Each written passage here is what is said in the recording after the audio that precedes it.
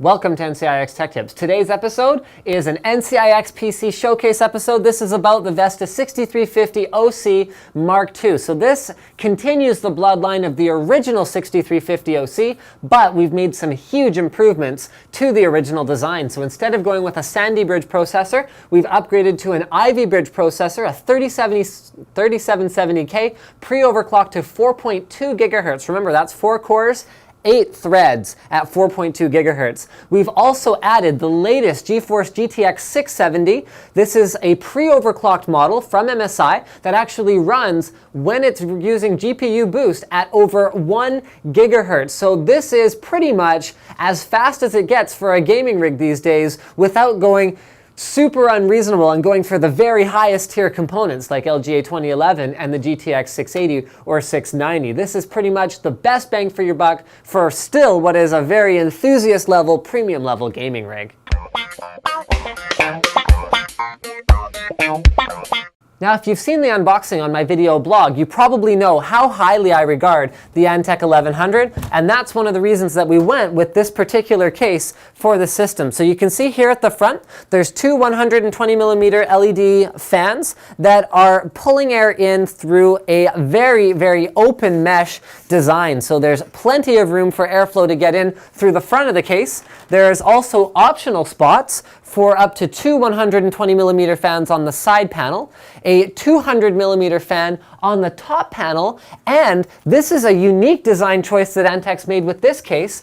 On the opposite side panel, check this out. There is also an opening where you can install a fan or not install a fan that is meant to provide additional cooling to the back of the motherboard. Some modern motherboards actually do mount components on the back, and even if they don't, you can still get a little bit of extra cooling for the area around your CPU socket by using that. Last but not least, there's a 120mm fan slot in the back that we're using for the Antec Cooler 920 liquid cooling unit that is included with this machine. I/O in the front is fairly standard fare, so we've got headphones, microphone, 2 USB 2 ports, and 2 USB 3 ports. And I/O in the back of the case is, once again, pretty standard fare, what you'd expect from a pretty high-end motherboard. So we've got 4 USB 2.0, HDMI, optical audio out, 2 USB 3.0, DVI, VGA, and HDMI video out, as well as 7.1 audio out. Remember, this is a GTX 670, so you can power up to 3 monitors, plus a 4th auxiliary one for surround gaming.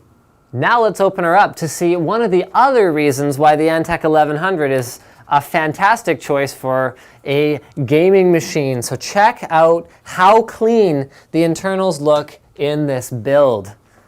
There is a ton of room in the back. This is a very well-designed chassis. It actually uses the same basic shell as the P280, and there is just shed loads of room behind the motherboard tray for routing all the cables, which means that our PC team can make it pretty much as tidy as it gets, no matter how much hardware they're cramming in here. So you can see that this build is not only optimized for everything that's in here now, but it's actually capable of powering significantly more. So the Antec High Current Pro, which by the way is using this cool little filtered fan thingamajiggy that the 1100 has to make sure that it's constantly being filtered and not contributing to the heat accumulation in your case, is capable of powering not only this overclocked Ivy Bridge CPU, but also dual GTX 670. So if you wanted to add another one in SLI, you could totally do that. For the rest of the internals, here we go. So here's the Cooler 920, which is a thick 120mm rad with sandwich 120mm fans, meaning you get pretty much as much cooling as you can get in as small an area as possible with that. It also comes with customizable software